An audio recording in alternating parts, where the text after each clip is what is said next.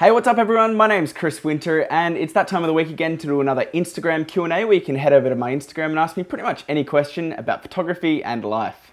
By the way guys, if you haven't seen it yet, definitely make sure to check out my brand new list, the top 10 best cheap tripods.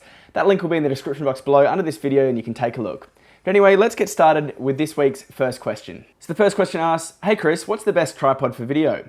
Now there are lots of different options for good video tripods. The first thing that you want to look at is the video head because that's really the most important thing.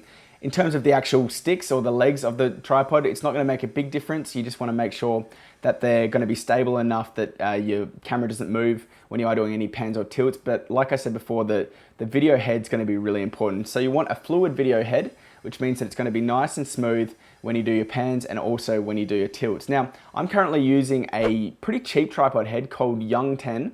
What I'll do is I'll put a link in the description box below. It's around about a $30 to $40 video head, which sounds really, really cheap, but it works really well. And it's pretty popular on places like Amazon. You can also take a look at Velbon. They make a really nice video head. It's one that I used for probably 3 or 4 years before I got this other video head. And definitely take a look at Manfrotto. They make some really good video tripods as well. But yeah, the main thing that you want to get is a good video fluid head. So that's the best one that I could recommend. Next up, we've got a question saying, should I get the Canon 70D or 80D? Love the videos. Well, thanks for the compliment. 70D is still a fantastic camera. In fact, you're actually seeing it filming right now. I've used the Canon 70D for around about 2 or 3 years. And as you guys know, I had the Canon 80D for quite a long time, but I found that for me, the majority of things on the Canon 70D were enough for me that I didn't need to upgrade to the Canon 80D. One thing that I really did like about the Canon 80D is that we do have that headphone jack. So if you are going to be filming a lot and you are going to be using the video features a lot, I'd definitely take a look at the 80D. But for me, I don't actually need to monitor my audio that much. So the 70D is good for me. So I guess it'll be good for you too. By the way, guys, if you're enjoying this video, I'd love it if you leave a thumbs up because that's always appreciated. Next up, we've got a question saying, are semi-professional DSLRs like the 80D good for beginners? Well, absolutely they're good for beginners, but I think it's important to note that they're not going to make your photos any better.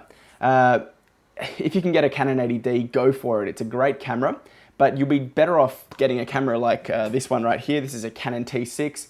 It's got pretty much all the same functions as a Canon 80D, especially on the still side. And it's a little bit easier to learn because they've got a lot of kind of basic beginner instructions actually built into the camera. But to be totally honest, you probably don't need a Canon 80D if you are just a beginner.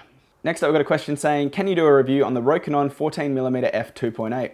Well, yeah, absolutely. If I can get my hands on it, it looks like a fantastic lens. I love the idea of being able to have a really wide angle lens that can still shoot at a wide aperture because those lenses are kind of rare. They're quite hard to make.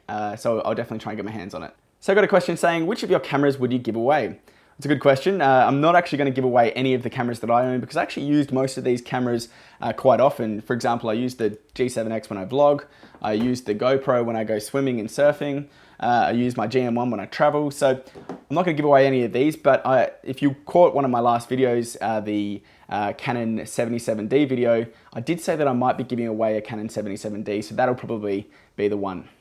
And we've got a question saying, hey Chris, which camera should I buy? The Canon T5i, T5, T6 or Nikon D3400? Well, that's a good question as they're all pretty good beginner cameras. In fact, I've got a couple of them here. I've got the Canon T6, got the Nikon D3400.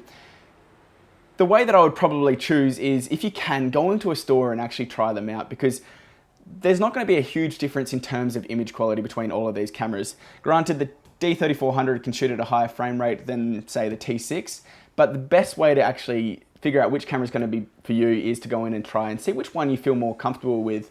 It's a pretty big decision choosing between Nikon and Canon because generally you're going to choose one or the other and stay with them. But for me, if you can get the Canon T5i, that's probably going to be the best camera out of those. If not, I think any of those cameras would be good for you. So that was another Instagram Q&A. Hopefully you guys enjoyed it. If you did, I'd love it if you leave a thumbs up because it's always appreciated. Definitely make sure to check out my brand new list, the top 10 best cheap tripods. That link is in the description box below under this video. Hope you have a fantastic day. See you next time. Bye.